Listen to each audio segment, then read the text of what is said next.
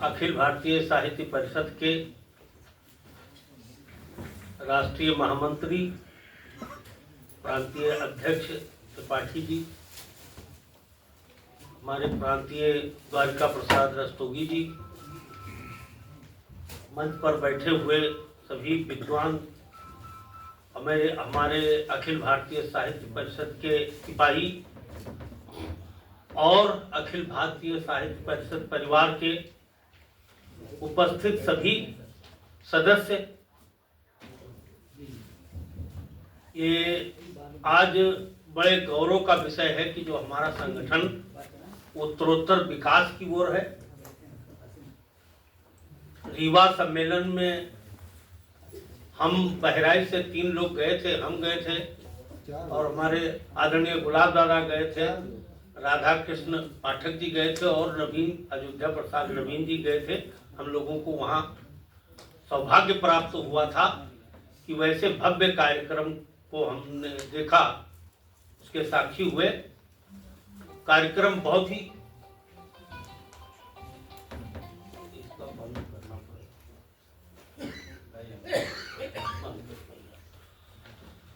बहुत भव्य कार्यक्रम था। आज हम आपको ये बताएंगे कि अखिल भारतीय साहित्य परिषद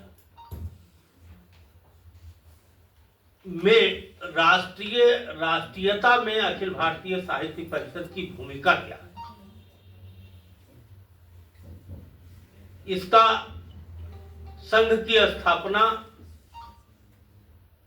सितंबर 1925 में हुई थी और उनके संस्थापक हमारे डॉक्टर केशव बलिराम हेडगेवार जी 15 साल तक उन्होंने संगठन को बनाया और संगठन को तैयार किया, जिसमें शाखाएं विभिन्न पूरे राष्ट्र स्तर पर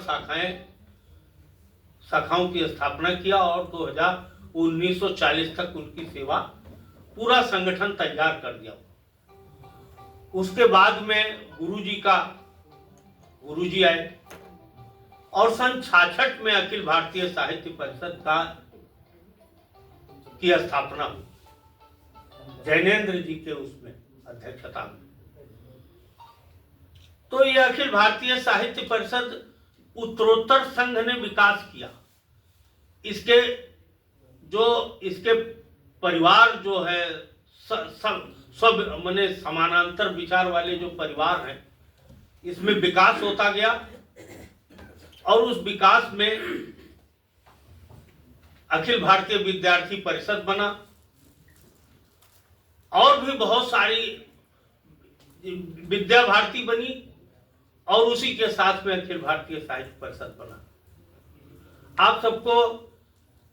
आप सभी विद्वान हैं, जानते हैं कि चित्तवृत्ति बहुत बड़ी चीज होती है, जिसमें एक बच्चा है, उसको हिंसा करने में उसको आनंद आता है और बहुत उसको ऐसा लगता है कि धर्म कर रहा है, और एक बच्चा है उसको हिंसा से नफरत होती है, घृणा होता है और उसको अधर्म लगता है।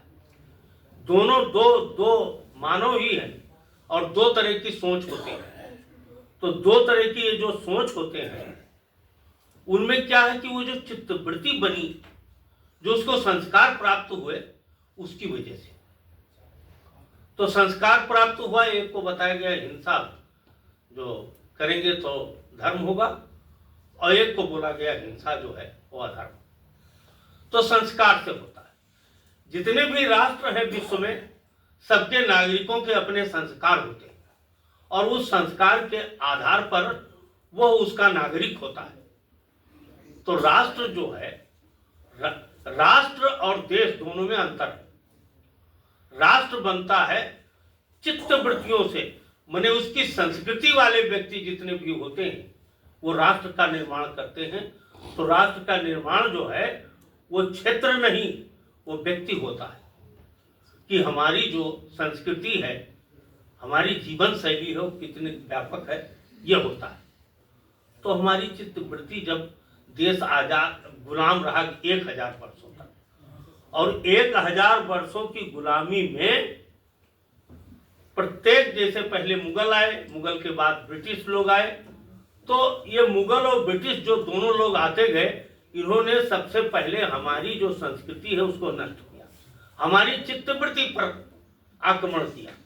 अभी आप बताइए कुछ। क्षमा चाहता हूँ, सिर्फ पुस्तक पर ही चर्चा करनी, जो पुस्तक आपने लिए हो उस पर, कोई और बाकी चर्चा नहीं है इसमें। अच्छा, अगर नहीं दे कोई बात, हाँ, और 7 से 8 मिनट में तो पुस्तक की है, इस पुस्तक को आपने तैयार, जो मैंने आपने एक पुस्तक हमको दी थी, वो पुस्तक सिस्टमेटिक नहीं थी, तो मैंने पढ़ा था, वो सिस्टमेटिक नहीं थी, बहुत पढ़ने की कोशिश की, तो फिलिग्री उसमें वो था, तो उसमें हम आइडिया हम कलेक्ट नहीं कर पाए।